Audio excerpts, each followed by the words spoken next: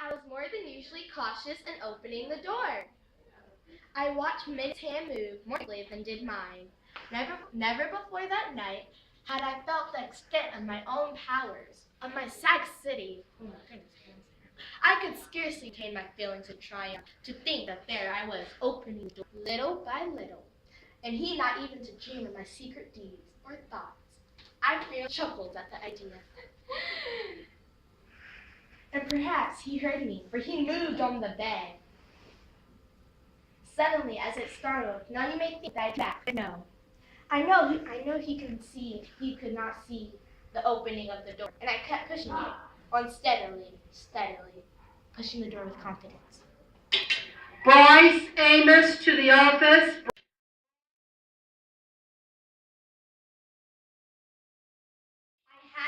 I had in my hand and was about to open the lantern when my thumb slid upon the tin fastening.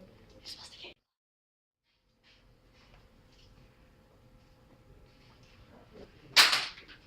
Oh, who's there?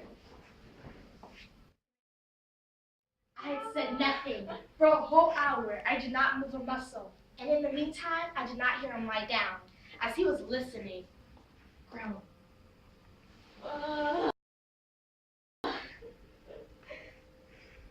It was the mournful influence of the unperceived shadow that caused him to feel as though he neither saw nor heard, to feel the presence of my head within the room.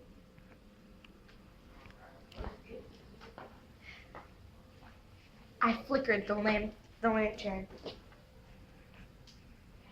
Like the thread of the spider, shot from the crevice and fell onto the vulture eye.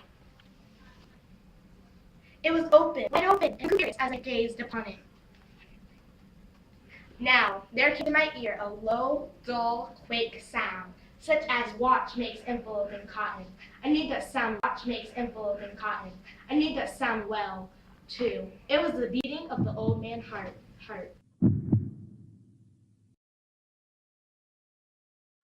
I threw open the lantern and leaped into the room. Run into the room. He shrieked! Only once, in an instant, I dragged him to the floor and pulled the heavy bed over him. I smiled gaily to find the deed so far done, but for many minutes the heart beat with a muffled sound. This, however, did not vex me. It would not be heard through the wall. At length, it ceased. The old man was dead. I removed the bed and examined the corpse. He was stone dead. I placed my hand upon the heart and held it there for many minutes. There was no pulsation. He was stone dead. His eyes were troubled no more. If you still think me mad, you will still no longer when I describe the wise precautions I took for the concealment of the body. The night warned, and I worked. If still you think me mad, you will think no longer when I describe the wise precautions I took for the concealment of the body. The night warned, and I worked hastily, but in silence. Dun, dun, dun, dun, dun. First, I cut off the head. Then I did so slowly the arms. Next was the legs. As I pushed the corpse into the floorboards, I went down to open it with a light heart, for I knew I had no fear. Say who's there. Say who's there. I'm Officer Jefferson. I'm Officer Melissa. I'm Officer Blessed.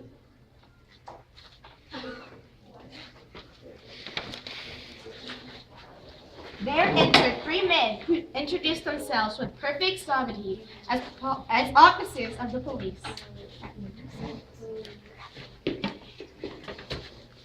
I smiled, for what had I to fear?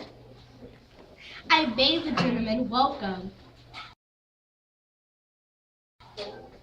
Say. The shriek I said with one own in a dream. The old man I mentioned. The old man mentioned was absent in the country. I took my visitors all over the house. I bade them search. Search well, I led them at length to this chamber. I showed them this treasure secret, undisturbed, enthusiasm of my confidence brings placency. I brought chairs into the room and desired them to hear the rest of their beatitude, while I myself, in the wild odyssey, of my perfect triumph, placed my own seat upon the very spot beneath which reposed the corpse of the victim. The officers were satisfied. My manner had convinced them. I was singularly at ease. They sat, and while I answered truly, they chatted of familiar things.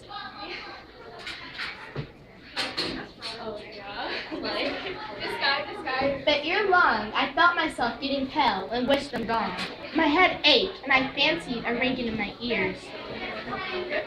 But still they sat and still chatted. The ringing became more distinct. It continued to become more distinct. I talked more freely to get rid of the feelings, but it continued in gay defiance, until at length I found that the noise was not within my ears.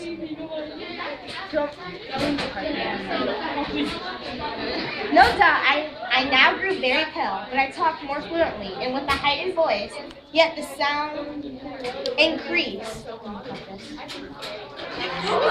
my god. Are you serious? I ain't got Oh God, what could I do? I foamed, I raved, I swore.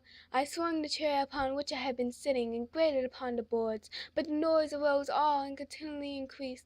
It grew louder, louder, louder, and still the men chatted presently and smiled. Was it possible they heard not? Oh, mighty God, no, they heard, they suspected, they knew, they were making a mockery of my horror. This I thought, and this I think, but anything was better than this agony. Anything was more tolerable than this decision. I could bear this hypocritical smiles no longer. I felt I must scream or die. And now again, hark, louder, louder, louder, louder. Ah! Villains, dissemble no more, I admit the deed. Tear up these planks, here is the beating of his hideous heart. Case the producer.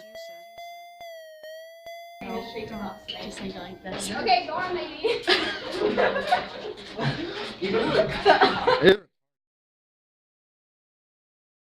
No, I can't do that. Oh, I can do that. Hey, down.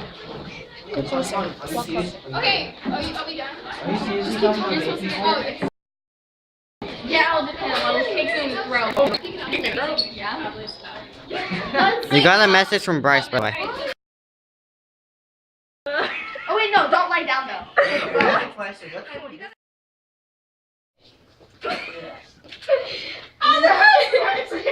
Shut the door. Go away. Wait. Cut.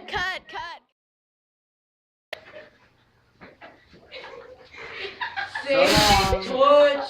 I signed up for a lesson with the teacher without Shut the door. You can't. So if you're ready to pack up now, you may. Oh gosh. Can't move. Shut the door. Shut the door. Your feet are still showing. I want that video. Uh-oh, they slammed the door, Miss Boogaloo. Give us a tissue. You're supposed to cut it there. Case the producer.